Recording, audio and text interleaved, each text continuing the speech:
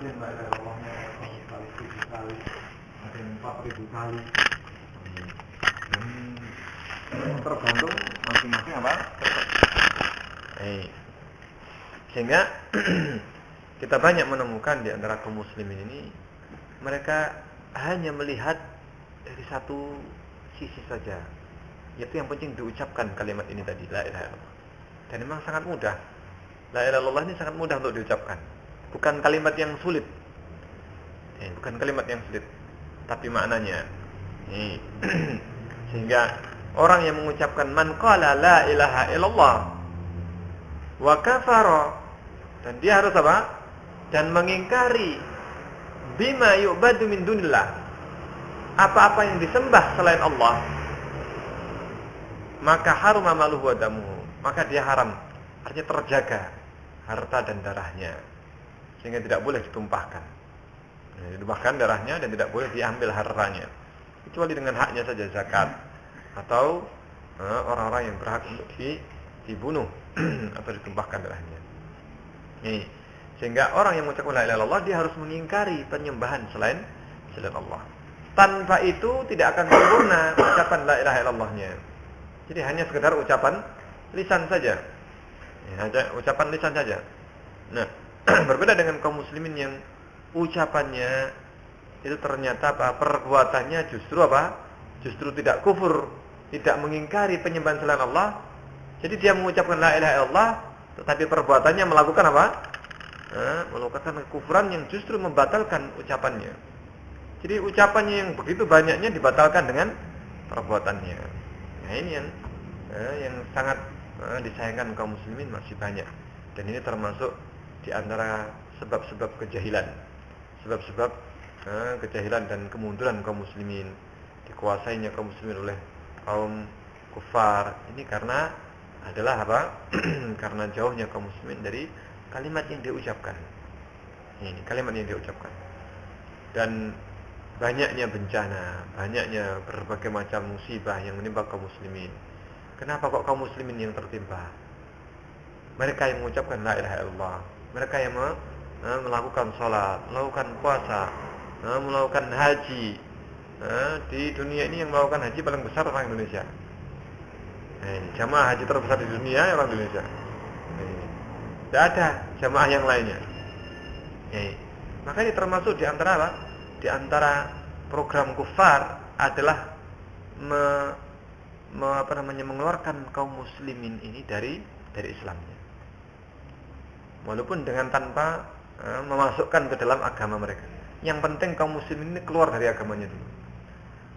Walaupun mereka itu KTP-nya Islam, tetapi pada hakikatnya mereka berusaha yang penting janganlah KTP, nggak usah dibahas. Yang penting adalah apa?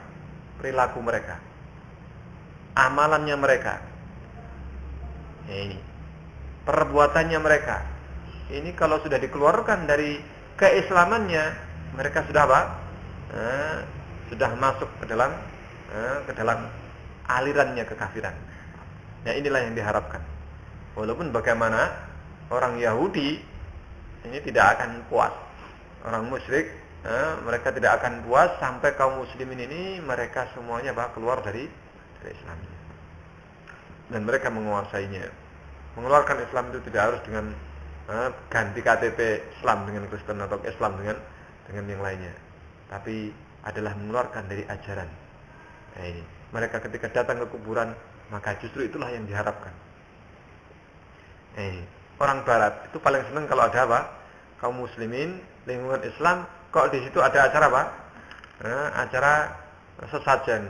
Maka mereka datang pengen berbondong-bondong melihat. Rasanya bahagia kalau melihat kaum muslimin melakukan kesyirikan. Justru ini kemudian kaum muslimin tambah senang. Wah, ini wisata, menarik wisatawan asing. Justru sebenarnya ini adalah adalah termasuk di antara ajakan-ajakan ke arah sana. Yang dibudayakan, semakin dilestarikan, tidak boleh dikritik atau apalagi dihancurkan. Ini aset budaya. Aset budaya dan aset wisata. Ini mendatangkan devisa. Padahal ini adalah bentuk-bentuk bentuk kesyirikan, sesajen kepada berhala, sesajen kepada Nyiloro Kidul. Ini yang justru banyak menarik wisata. Dan ini yang memang sebenarnya diinginkan. Ini sebenarnya memang diinginkan oleh kaum kaum kafir. Ini walan tardu ankal yahud walan nasar hatta tattabi'a tahu. Orang Yahudi Nasrani tidak akan ridha sampai kaum muslimin ini mengikuti ajarannya mereka. Maka disebutkan di sini la ilaha illallah asasut tauhid wal Islam. La ilaha illallah adalah merupakan fondasi tauhid dan fondasi Islam itu sendiri. Nah, ini tauhid. Itu kalimat la ilaha illallah, kalimat tauhid. Wa manhajun kamilun lil hayah. Dan kalimat la ilaha illallah ini tercakup di dalamnya adalah jalan hidup. Jalan hidup seseorang ditentukan oleh ucapannya dia dan keyakinannya. Apa yang ada dalam hatinya, prinsip yang dia pegang dalam hidupnya, itulah jalan hidupnya. Akan bisa dilihat bagaimana jalan hidupnya seorang, prinsip hidupnya dari apa? Dari prinsip yang dia pegang, dari manhaj hayahnya, manhaj jalan hidupnya. Apa yang dia pegang, apa yang dia dakwahkan, apa yang dia yakini. Wa yatahaqqaqu, dan ini akan terwujud manhaj jalan hidup yang sempurna bagi manusia, bagi kehidupannya dia, itu dengan bitaujihi kulli anwa'il ibadatillah, yaitu dengan dia itu hanya mengkhususkan, mencurahkan segala bentuk ibadah itu hanya kepada Allah. Bentuk penyembahan, bentuk peribadatan itu hanya kepada Allah. Dan yang paling penting adalah apa? Doa. Doa. Dan ini yang paling banyak dilakukan oleh kaum muslimin. Mereka ibadah itu bukanlah hanya sekedar salat, puasa, zakat, haji. Tapi ibadah yang paling penting justru ada dalam hati. Seorang meminta kepada selain Allah, berdoa kepada selain Allah, maka ini termasuk di antara apa? Bentuk ibadah. Tanpa terasa kaum muslimin ini sebenarnya telah beribadah kepada selain Allah. Walaupun mereka mengatakan, oh saya beribadah, salat, itu kan ibadah. Nah ini, puasa, zakat, haji, ini ibadah semuanya. Iya, itu adalah salah satu dari bentuk ibadah. Dalam artian apa? Ibadah yang bentuknya fisik. Tapi ibadah fisik itu adalah tidak akan bermanfaat kalau tidak diiringi dengan ibadah hati. Dan ibadah hati yang paling penting adalah seorang itu hanya mengkhususkan hatinya dalam berdoa, dalam bersandar, tawakal, ini berharap, khawatir dan cemas itu kepada Allah. Kalau seorang itu sholat, puasa, zakat, haji, tapi hatinya dia berdoa, ketika terjadi bencana dia langsung kemudian takut kepada Nyi Roro Kidul atau takut kepada yang bawa reksa, yang menjaga kuburan, yang menjaga satu pohon, jembatan, maka dia sebenarnya apa? Sebenarnya sholatnya, ibadahnya, puasanya itu adalah apa? Satu yang sangat tidak bernilai. Sementara dia hatinya itu apa? Tertuju dan tertambat kepada selain Allah dalam doanya. Wadzalika idza khada al-muslimu lillah. Yang demikian itu adalah ketika seorang muslim itu tunduk kepada Allah sepenuhnya. Wa da'ahu wahdah, dan hanya berdoa kepada Allah semata. Da'ahu wahdah wahtakama li syar'ihi, dan berhukum dengan syariatnya duna ghairihi, bukan yang lain. Nah, kalau sudah demikian, maka inilah namanya muwahhid. Orang yang betul-betul bertauhid adalah orang yang dia itu menjadikan kalimat la ilaha illallah adalah jalan hidupnya. Kemudian dia betul-betul tunduk sepenuhnya kepada aturan Allah SWT, perintah dan larangan Allah. Berdoa hanya kepada Allah dan berhukum hanya dengan syariatnya. Qala Ibnu Rajab, telah berkata Ibnu Rajab Al-Hambali, al-ilah, apa yang dimaksud dengan sesembahan? Ini kita akan melihat apa sebenarnya yang dimaksud dengan sesembahan. Nah ini, yang diibadahi. Apa sebenarnya makna ibadah? Penyembahan. Maksudnya al-ilah, sesembahan, huwallazi yuta', adalah zat yang ditaati. Ini sebenarnya sesembahan. Walaupun dia tidak bersujud, sujud nyembah, kepada apa? Kepada berhala, tapi dia taat sepenuhnya atau mendahulukan ketaatan kepada zat ini, dialah yang paling ditaati, maka sebenarnya zat yang paling ditaati itulah dia sebenarnya yang dia sembah. Nah ini.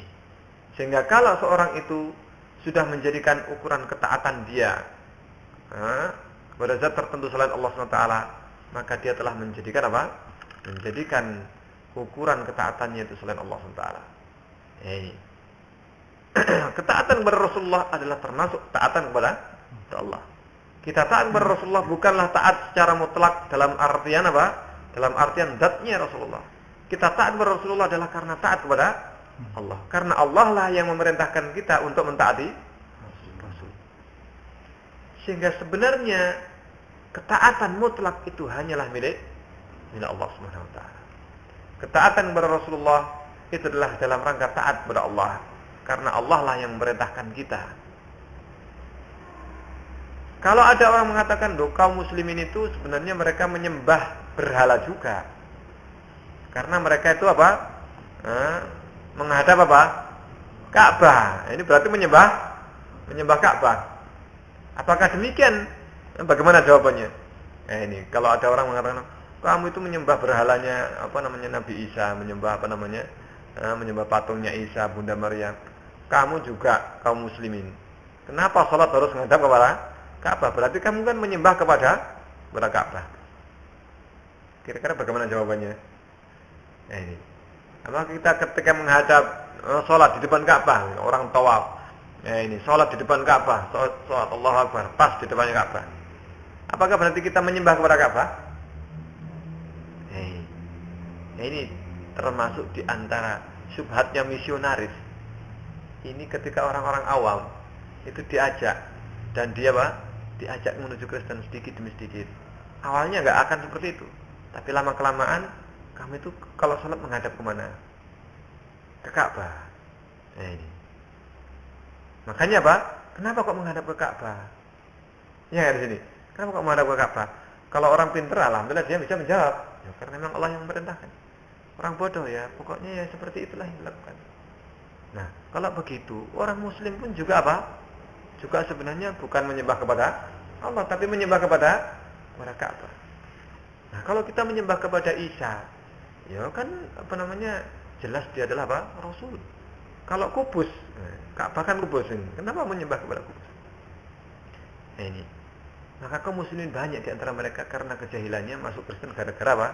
Menyembah kepada kubus ini tadi. Karena memang tidak tahu hakikat peribadatan. Seakan-akan namanya ibadah yang salat menghadap Ka'bah ini namanya ibadah.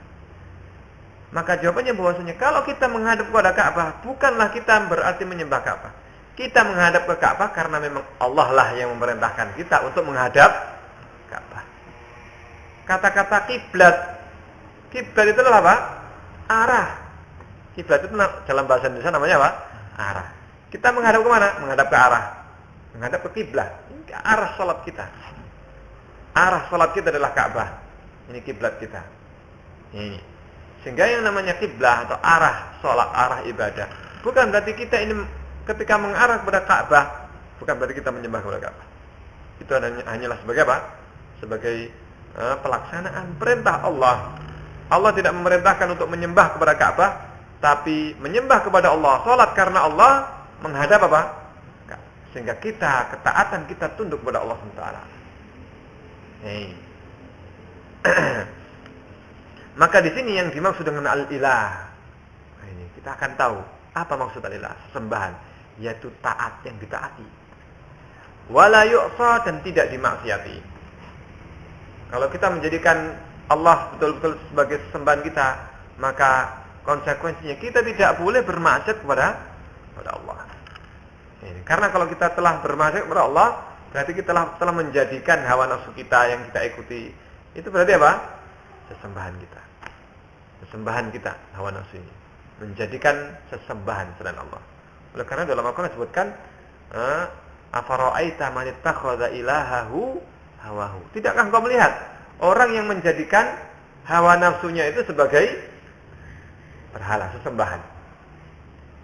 Apakah yang dimaksud dia menyembah maksudnya? Lah hawa nafsu itu yang disembah maksudnya bagaimana? Itu maksudnya adalah mengikuti hawa nafsunya. Lebih mendahulukan hawa nafsunya daripada larangan Allah SWT. Ini maknanya. Haibatan lahu ajlalan, dengan rasa haibah, dengan haibah, rasa takut, wa ijlal, dan pengagungan. Ini namanya beribadah atau menyembah. Mahabbatan, dengan cinta. Takut, cinta, mengagungkan, khaufan, rasa takut, waraja, dan berharap. Ini bentuk-bentuk ibadah. Wa tawakkulan alaihi, tawakal kepadanya, bersandar kepadanya. Wa su'alan minhu, berdoa darinya, berdoa kepada Allah. Wa du'aan lahu, berdoa ini kepadanya. Wala yasluhu hadza kulluhu, tidak ada yang berhak, tidak boleh hal ini ditujukan illa lillahi azza wajalla, kecuali hanya kepada Allah azza wajalla. Faman asyraka makhluqan, maka barang siapa yang dia itu berbuat syirik kepada makhluk, fi syai'in min hadhil umur, dalam sedikit saja dari perkara-perkara ini, allati hiya min khasaisil ilah, yang itu adalah merupakan kekhususan Allah, kekhususan Allah saja. Karena dzalika, maka hal itu adalah qadhan fi ikhlasi, itu akan mengurangi dan bahkan melukai keikhlasannya dia kepada Allah. Fi qaulihi, di dalam dia mengucapkan la ilaha illallah. Wa kana fihi min ubudiyatil makhluk, dan ketika dia bermaksiat kepada Allah, ketika dia memalingkan salah satu dari apa yang disebutkan di atas, yaitu cinta, rasa takut, rasa berharap, tawakal, berdoa, pengagungan. Kalau ini salah satu ditujukan kepada selain Allah, berarti dia telah menjadikan makhluk itu sebagai apa? Sebagai sesembahan. Ini kalau dia menunjukkan ini kepada makhluk, maka telah menjadikan makhluk itu sebagai sesembahannya dia. Bihasabi ma fihi min dalika, sebanyak atau sejauh dia dalam memalingkannya. Semakin banyak yang dipalingkan dari bentuk-bentuk ibadah ini tadi kepada selain Allah, maka dia berarti semakin menjauh dari ibadah kepada Allah. Nih, dengan disebutkan di sini inna kalimat la ilaha illallah. Kalimat la ilaha illallah itu akan tanfa'u qailaha, akan bermanfaat bagi orang yang mengucapkannya. Mengucapkan la ilaha illallah idza lam yanqudha bisyirkin. Syaratnya jika dia tidak membatalkan dengan kesyirikan. Sehingga kalau orang itu membatalkan dengan kesyirikan, maka tidak ada manfaatnya. Sebagaimana orang munafik, itu dia mengucapkan la ilaha illallah pada zamannya Rasulullah. Mereka mengucapkan la ilaha illallah. Bahkan kalau sholat mereka di shaf depan. Kalau sholatnya sholat duhur, asar, ini yang kelihatan. Yang kelihatan, atau maghrib masih kelihatan. Kalau duhur, asar mereka paling depan. Ini, walaupun asar itu sebenarnya paling berat mereka lakukan. Tapi kalau sudah malam, maghrib, isya, zaman dulu nggak ada lampu. Dan tidak dipakai apa? Lampu kalau sholat. Jadi ya gelap-gelapan saja kalau sholat. Ini, sehingga nggak diketahui ini siapa. Maka mereka itu paling malas kalau mereka itu apa? Sholat, apalagi sholat isya, sholat subuh berjamaah. Ini orang munafik paling berat. Karena apa? Karena pendorongnya ini nggak ada, yaitu pengen dilihat, pengen kelihatan. Ini tidak ada. Makanya mereka paling berat. Karena melakukan sholat itu bukan karena Allah. Ini orang munafik mengucapkan la ilaha illallah, apakah bermanfaat nanti dia yaumul qiyamah? Tidak bermanfaat. Walaupun dia ucapkan 100 kali, 1000 kali, berapa juta kali dia mengucapkan la ilaha illallah, yaumul qiyamah dia akan masuk dalam jahanam, fid darkil asfali nanar, di keraknya api neraka. Ini termasuk bantahan orang yang mengucapkan la ilaha illallah bisa masuk surga hanya dengan mengucapkannya. Ini jelas dia tidak akan mengatakan orang munafik masuk surga. Apakah ada orang yang mengatakan orang munafik masuk surga? Ini enggak ada. Sehingga orang munafik tidak akan masuk surga walaupun mengucapkan la ilaha illallah. Dan ini termasuk syaratnya lam yanqudha bisyirkin. Fahiya syabihatun bil wudu. Kalimat la ilaha illallah ini adalah seperti halnya seorang sholat. Maka syaratnya la ilaha illallah yaitu apa? Itu harus dia meninggalkan kesyirikan, sebagaimana sholat syaratnya adalah apa? Wudu. Nah, ini ibaratnya wudu. Sehingga syabihatun bil wudu. Kalau dia sudah wudu, nah ini seakan-akan mengucapkan la ilaha illallah, berarti dia apa? Seakan-akan berwudu. Kalau dia melakukan kesyirikan, seakan-akan dia seperti seorang sudah wudu, dia batal, kentut. Nah ini, atau dia apa? Dia ini apa? Buang air dan sebagainya. Maka dia batal wudunya. Walaupun dia wudu 100 kali, kalau dia apa? Setelah itu apa? Dia apa? Kentut. Nah ini, 1 kali saja, maka ada apa? Maka batal wudunya. Makanya di sini ini syarat la ilaha illallah. Nah, ini tidak hanya sekedar mengucapkan saja, tapi perbuatannya berbuat syirik. Qala sallallahu alaihi wasallam, maka di sini Rasulullah mengatakan man kana akhiru kalamihi, barang siapa yang akhir perkataannya, akhir keyakinannya, bukan berarti terakhir langsung harus apa? La ilaha illallah, enggak. Ini tidak, yang saya bukan ini yang maksudnya. Tapi yang dimaksud akhir ucapannya la ilaha illallah, maksudnya akhir keyakinannya, walaupun dia mengucapkan setelah itu kalimat. Nah ini yang apa? Yang kemudian selain kalimat ucapan la ilaha illallah, tapi tidak membatalkan ucapan itu la ilaha illallah, itu dengan kesyirikan, dengan sesuatu yang membatalkan itu, maka dia dakhalal jannah. Masuk apa? Masuk surga. Ini maksudnya. Sehingga sering dipahami bahwasannya kalimat barang siapa yang akhir ucapannya la ilaha illallah, maksudnya akhirnya apa? Ya ketika mau meninggal la ilaha illallah. Nah, ini baru masuk surga. Ini walaupun apa? Walaupun mungkin termasuk yang di dalam termasuk ucapannya, tapi tidak berarti maksudnya adalah hanya itu saja. Nah, ini.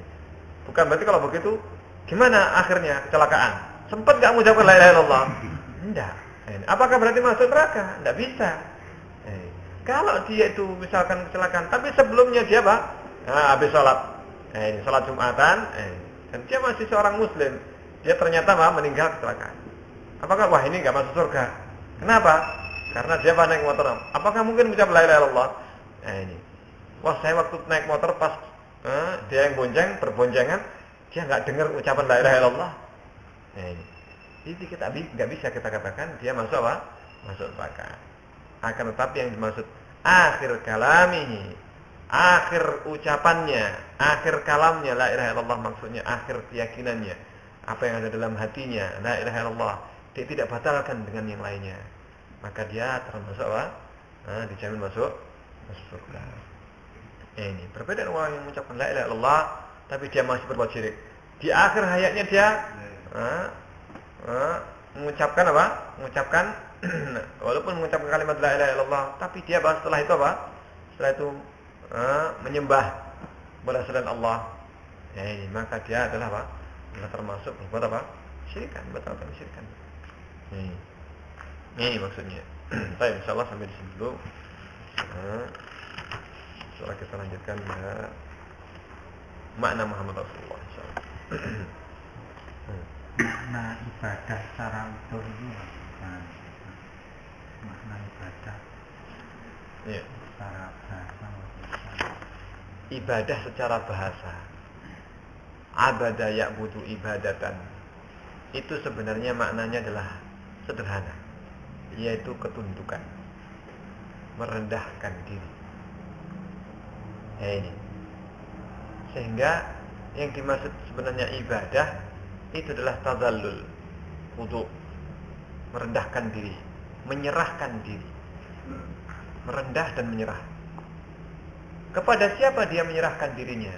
Kepada siapa dia tundukkan hatinya dan jiwanya dan jiwa raganya? Maka itulah namanya dia apa? Telah beribadah. Sehingga kalau jiwa raganya, hati dan perbuatannya dia tundukkan, dia patuh taat kepada apa? Kepada seseorang, kepada kekasihnya. Biasanya orang kalau sudah cinta, dia akan apa? Tunduk. Apa saja yang dicintai orang yang dia cintai, maka dia juga akan cinta walaupun sebelumnya dia benci. Bisa jadi dia awalnya adalah apa? Tidak suka suatu makanan tertentu. Tapi karena orang yang dia cintai itu suka sekali makanan itu, dia akan apa? Akan terbawa. Akan terbawa dengan apa? Yang disukai oleh apa? Kekasihnya. Dan orang yang kalau dia mencintai seorang, dia berusaha untuk mentaati, untuk mengikuti apa saja yang diinginkan oleh sang kekasihnya. Dan tidak boleh seorang itu menjadikan kekasih paling tinggi kecuali hanya Allah.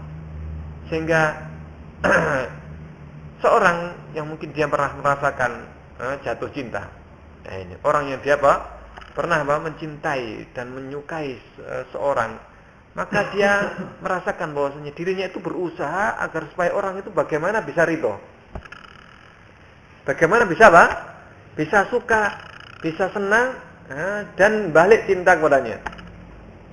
Dan orang yang dicintai itu membalas cintanya. Itu kebahagiaan paling tinggi.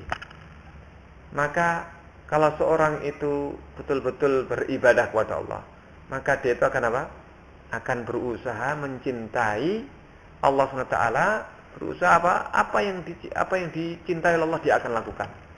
Apa diperintahkan maka dia akan segera lakukan. Apa yang dilarang maka dia jauhi. Sebagaimana orang yang mencintai seorang, dia berusaha mencintai seorang, maka dia sangat khawatir kalau apa yang dia benci dia lakukan. Dia berusaha kalau seandainya orang yang dia cintai itu membenci sesuatu, maka dia berusaha menghindari sesuatu yang dibenci. Ini kalau dia membenci fulan, maka dia berusaha untuk menghindar jangan sampai ketemu si yang dibenci. Apalagi berbicara, apalagi dia bertemu, ngobrol, maka dia berusaha menghindari, bahkan membenci orang yang dibenci, orang yang dicintai. Inilah namanya cinta karena cinta karena orang ini tadi. Maka sehingga intinya adalah kepada kepada zul secara bahasa, dan demikian juga makna secara syar'i. Yaitu Islam berserah diri hanya kepada Allah saja. Apa sih hukumnya menutup kepala? Menutup kepala adalah termasuk sunnah yang muakkadah. Termasuk sunnah muakkadah. Dan sebagian ulama mengatakan wajibnya. Karena ada satu hadis yang menyebutkan bahwasanya Rasulullah SAW itu senantiasa menutup kepalanya walaupun di dalam rumah. Artinya di dalam rumah itu atau keluar, keluar rumah maksudnya. Kalau keluar rumah itu Rasulullah senantiasa menutup kepalanya. Walaupun kalau tidak ada kopiah misalkan apa saja yang bisa ditutup. Bahkan sampai sapu tangan pun Rasulullah keluar rumah dengan menutup menutup kepala. Dan sahabat mereka disebutkan dalam satu hadis, kunna nakrahu an nakhruja, kami ini enggak suka keluar rumah tanpa memakai tutup kepala. Maka tutup kepala. Ini menunjukkan tutup kepala ini termasuk di antara sunnah. Sunnah sunnah muakkadah, dan termasuk pada zamannya sahabat, pada zamannya Rasulullah. Ini bisa dilihat cirinya seorang muslim adalah tutup kepalanya. Cirinya seorang muslim adalah adalah tutup kepala. Karena ini termasuk di antara syiar Islam yang membedakan dengan dengan selain muslim. Sehingga ini menunjukkan bukan hanya sekedar sekedar budaya saja tutup kepala. Tutup kepala ini bukan hanya sekedar budaya. Sehingga termasuk di antara sunnah muakkadah. Cuman apakah kopiah songkok sekarang ini sudah ada pada zaman Rasulullah? Ini kita nggak tahu. Tapi yang jelas Rasulullah memakai tutup kepala, surban atau imamah. Ini yang biasa dijadikan tutup kepala pada zamannya Rasulullah SAW. Terus bagaimanakah dengan topi? Apakah itu termasuk dalam menyerupai orang kafir? Kalau topi ini ada beberapa macam topi, banyak macamnya. Nah, topi yang pakai apa namanya, yang jelas ada apa namanya, ada topi lah istilahnya, atau pakai apa yang melingkar, koboi ya. Maka ini termasuk di antara yang jelas tasyabuh dengan Yahudi adalah topi koboi ini tadi. Ini kan topi wisuda kan kebalik ini ya. Nah, ini juga termasuk apa? Termasuk topi wisuda itu kalau kebalik seperti orang Yahudi. Nah, ini termasuk tasyabuh dan kita tidak boleh memakainya. Nah, adapun yang seperti ini kita nggak tahu ini apakah ini termasuk khusus, ada topi khusus satu kelompok atau tidak. Tapi yang jelas kita khawatir ini termasuk apa? Termasuk tasyabuh dengan kufar, karena ini bukan sunnahnya kaum muslimin. Tidak ada kaum muslimin yang membuat pertama kali topi pakai apa? Pakai gini. Sehingga kita hindari topi yang seperti ini, karena yang justru dikenal kalau orang pakai topi gini bukan seorang apa? Yang multazim. Ya kan sini. Orang yang dia itu apa? Orang yang muslim taat itu apa pakai ini, apalagi balik misalkan ini. Ya, atau pakai miring gini ya. Maka sebaiknya kalau kita bahas orang muslim, maka kita pakai ciri khas seorang muslim. Ini kenapa kita harus malu memakai apa? Memakai atribut Islam di negeri yang kita ini apa? Mayoritas apa? Muslim. Tapi justru syiar-syiar Islam ini kita justru apa? Merasa malu dan minder. Ini menunjukkan apa? Kita ini masih belum bangga dengan keislaman kita. Ya di sini. Kita belum bangga dengan kemusliman kita. Ini padahal Rasulullah SAW di dalam Al-Quran disebutkan isyhadu bi anni muslim. Saksikan bahwasanya aku seorang muslim.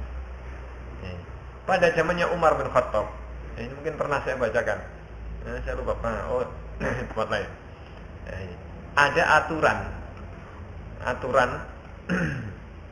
yang menunjukkan bagaimana perbedaan antara apa? Orang muslim dengan orang kafir.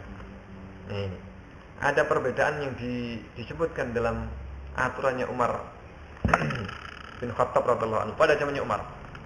Ini insyaallah masih tahu. Yaitu apa? Beliau menentukan aturan untuk para orang-orang kafir, maksudnya orang-orang ahlul kitab yang tinggal di negeri Islam. Waktu itu di Madinah masih banyak orang-orang Yahudi dan Nasrani, ahlul kitab.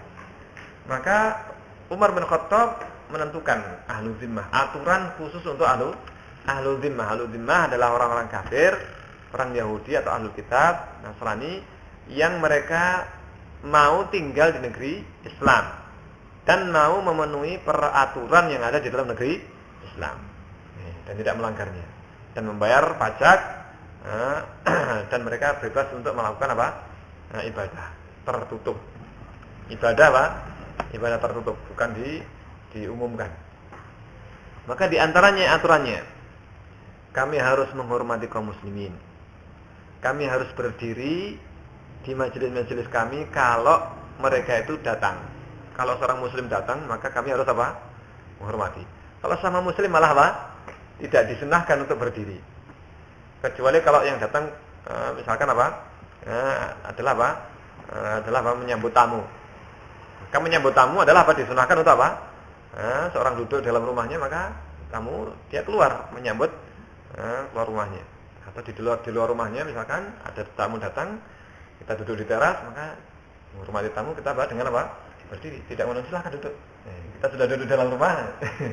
Nah, kita berdiri. Tapi apa? Ketika dalam majelis sama muslim, maka duduk. Yang datang misalkan walaupun itu syekh, maka datang tanpa berdiri. Dan Rasulullah paling benci kalau apa? Berdiri. Tapi ini aturan diberikan kepada orang-orang apa? Kafir. Orang kafir kalau ada orang muslim itu mau duduk, maka mereka harus berdiri. Dan kami tidak boleh menyerupai kaum muslimin.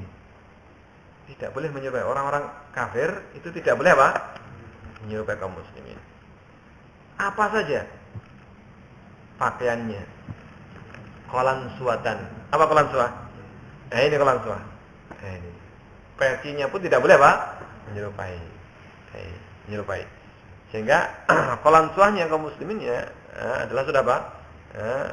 Yang penting tidak ada apa? Tidak ada apa? Embel-embelnya tidak ada tutupnya. Nah, ini.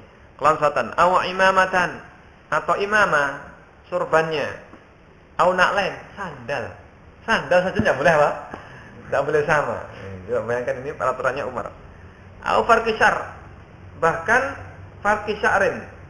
Bahkan hanya sekedar minyak rambut. Minyak rambut saja apa? Ini menjadi apa? Menjadi aturan yang diketati oleh Umar bin Khattab. Tidak boleh sama mereka dengan kaum muslimin. Nah, ini wala natakalam bikalam, tidak boleh berbicara dengan bahasanya kaum muslim, bahasa Arab. Kalau kita apa? Ini bahasa apa? Bahasanya sama saja. Nah, ini kalau zamannya Umar tidak boleh bicara bahasa Arab. Untuk supaya apa? Supaya beda antara orang muslim dan orang apa? Orang kafir non muslim. Seorang muslim sesama muslim harus berbahasa Arab. Kecuali kalau berbicara dengan orang non muslim, maka boleh berbicara dengan bahasa mereka. Kecuali kalau seorang kafir berbicara dengan orang muslim, maka dia harus bahasa Arab atau bahasa sesuai dengan bahasa yang diketahui. Tapi kalau sesama mereka, maka mereka berbahasa sebagaimana bahasanya mereka. Nah, ini. Dan tidak boleh pakai kunyah Abu Bakar, Abu Abdurrahman, Abu Yazid, Abu Fulan. Sampai sini ini ya Pak. Ini tidak boleh. Dan kami tidak boleh Pak. Narkabu surut, tidak boleh pakai pelana. Pelana saja tidak boleh mereka. Pelana itu untuk kaum muslimin. Pelana yang digunakan muslim. Kami tidak boleh membawa pedang. Tidak boleh membawa senjata. Tidak boleh membawa apa? Senjata. Memakai senjata atau membawanya. Memakai juga nggak boleh, membawa juga apa? Nggak boleh. Dan kami tidak boleh mengukir cincin-cincin kami dengan bahasa Arab. Dengan bahasa Arab. Ini. Karena ini dikhawatirkan mereka pakai apa? Cincin, pakai bismillah atau pakai alhamdulillah masuk ke WC, masuk ke macam-macam ini. Dan kami tidak boleh menjual khamr. Ini. Dan kami tidak boleh apa? Dan kami harus memotong bikin poni, rambutnya depan ini harus dipotong. Dikatakan. Ini kan kami harus memakai pakaian kami dimanapun kami berada, pakaian yang khusus mereka, supaya membedakan dengan kaum muslimin. Ini. Dan kami harus pakai sabuk. Kalau muslimin pakai apa? Enggak pakai sabuk kan. Tapi kalau mereka harus pakai sabuk. Mereka pakai jubah terus pakai apa? Pakai sabuk. Ini cirinya. Jadi kalaupun mereka pakai jubah, mereka cirinya adalah pakai apa? Pakai sabuk. Kalau kaum muslimin, ini tidak ada sabuknya. Jubah ya jubah biasa, ya Pak. Gamis itu enggak pakai sabuk. Nah, mereka mengatakan, "Loh, kalau pakaian gamis itu sama dengan pakaiannya mereka." Iya, yang membedakan adalah apa? Sabuknya. Sabuknya mereka yang membedakan. Ini. Kemudian tidak boleh kami menampakkan salib di gereja-gereja kami. Di gerejanya saja tidak boleh, apalagi pakai apa? Pakai kalung. Di gerejanya tidak boleh pakai salib besar. Kalau sekarang ya di mana-mana gereja namanya ya jelas ada salibnya, terpampang jelas. Ini. Dan kami tidak boleh menampakkan salib. Artinya bukan hanya di gereja, tapi apa? Menampakkan salib dimanapun, di buku atau ditampakkan, pakai pakaian, baju, pakai salib. Kalau sekarang bahkan pakai baju koko ini pakai apa? Pakai salib, iya. Banyak salibnya ini. Sering terjadi. Nah, ini baju koko, sandal, kemudian baju. Nah, ini sering terjadi. Tanpa sengaja kita membeli apa? Baju ternyata ada apa? Ada salibnya. Dan juga tidak boleh kami menampakkan kitab-kitab, buku-buku kami. Buku-buku berbahasa apa? Mereka, buku mereka. Buku agama mereka di jalan-jalan kaum muslimin atau di pasar-pasar mereka, pasar kaum muslimin. Dan kami tidak boleh memukul lonceng gereja. Di gereja-gereja kami kecuali ringan. Kecuali apa? Kecuali dengan pukulan yang ringan. Yang penting sudah apa? Sudah tahu bunyi. dan kami tidak boleh mengangkat suara. Tidak boleh meninggikan suara, mengeraskan suara ketika mengiringi mayat-mayat kami. Walaupun memang dalam kaum muslimin tidak boleh, ya tak? Tidak boleh kita teriak-teriak. Tapi mereka kebiasaan mereka mengiringi dengan nyanyian gereja. Tidak boleh kami menampakkan api bersama mereka di jalan-jalan kaum muslimin. Api lilin. Biasanya sekarang kalau ada acara-acara gereja, itu kan di jalan-jalan ada lilin. Iya. Masuk ke gereja itu di jalannya ada lilin. Menunjukkan itu ada acara kaum Nasrani. Ini enggak boleh. Ini tidak boleh. Nah, kalau sekarang kaum muslimin saja, mereka kalau ada acara pakai apa? Obor, ya toh. Ini tahun baru. Ini pakai obor kaum muslimin. Ini kemudian mauludan, ya toh, pakai obor, takbiran dan sebagainya. Ini termasuk di antara apa? Maka ini adalah kekhususan mereka, dalam artian kebiasaan mereka pakai lilin, pakai obor di dalam ibadah mereka. Nah, ini aturan-aturan seperti ini masyhur di dalam kitab-kitab fikih,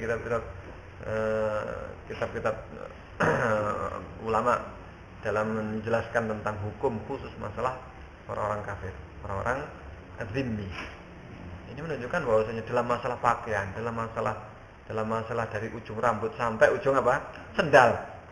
Bukan hanya ujung kaki, ujung ujung sendal ini diatur dalam Islam. Masalah pakaian ini tadi. Sehingga oleh karena itu pada zamannya Umar ini betul-betul orang nampak dari jauh itu Kristen atau bukan, orang Muslim atau bukan, kelihatan dari jauh. Karena apa? Karena jelas dari ujung rambut sampai ujung sendal pun berbeda. Ini sendalnya bukan orang Muslim. Sehingga orang tamu datang, kita bisa melihat Muslim atau bukan.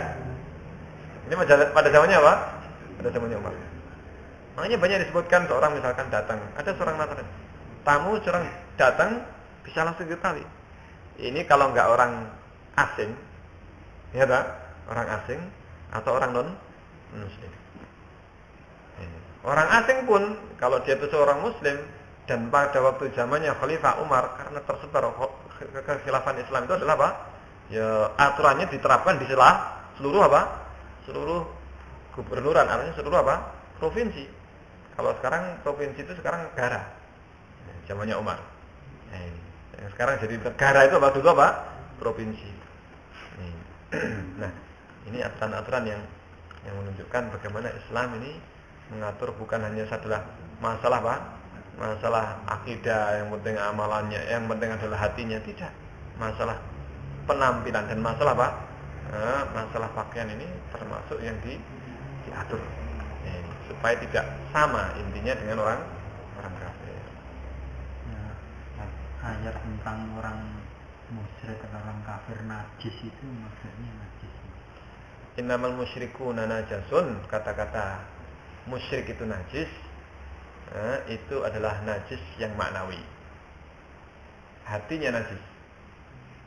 Tetapi bukan berarti orangnya kalau kita sentuh misalkan berarti najis harus kita bersih. Najis ini jelas jelas maknawi, dan para ulama memahami mereka adalah yang dimaksud najis ini najis maknawi, tidak sebagaimana yang difahami oleh Islam jamaah ya. Islam jamaah memahami orang musyrik adalah najis ya kalau menyentuh masuk masjidnya mereka pel. Yang dimaksud musyrik itu lebih parah lagi. Di samping dalam memahami ayat ini mereka salah dalam memahami najisnya, mereka salah dalam memahami siapa musyrik. Dan mereka mengatakan orang yang dia itu tidak berbaiat kepada Nur Hasan Ubaidah atau yang menggantikannya sekarang, berarti dia adalah musyrik. Berarti kalau musyrik adalah najis. Sehingga kalau mereka menyentuh pakaian, masuk ke dalam rumah, masuk ke ke masjidnya mereka tidak akan sholat dulu karena najis. Mereka akan menunggu sholat. Akhirnya dipel dulu. Ini aturannya mereka. Ini adalah pemahaman yang sudah salah kaprah dan kesalahan yang fatal. Ini. Allah Ta'ala. Saya insyaallah sampai sini dulu. Allahumma rabbana wa bihamdika asyhadu an la ilaha illa anta astaghfiruka wa atubu ilaik. Warahmatullahi wabarakatuh.